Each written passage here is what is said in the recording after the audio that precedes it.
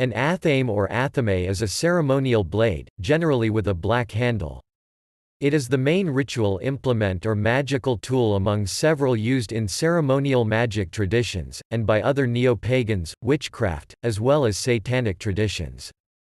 A black-handled knife called an athame appears in certain versions of the Key of Solomon, a grimoire originating in the Middle Ages. The proper use of the tool was started by the Hermetic Order of the Golden Dawn, in the early 20th century, for the use of banishing rituals. The tool was later adopted by Wiccans, Thelemites and Satanists.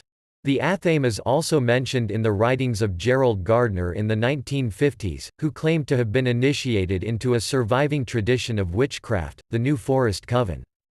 The athame was their most important ritual tool, with many uses, but was not to be used for actual physical cutting. There has been speculation that Gardner's interest and expertise in antique swords and knives, and in particular the kris knives of Malaysia and Indonesia, may have contributed to the tool's central importance in modern Wicca. On the other hand, the athame stands as one of the four elemental tools in modern occultism, traditionally standing for fire, for witches, and air, for ceremonial magicians.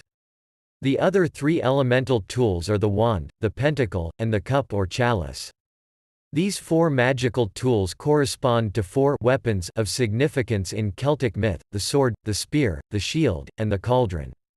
The same four ritual tools also appear in the magical practices of the Western Hermetic tradition, derived from the Golden Dawn, who pioneered the modern occult tradition and New Age spirituality, and they appear in tarot decks as the four-card suits, swords, cups, wands, and pentacles.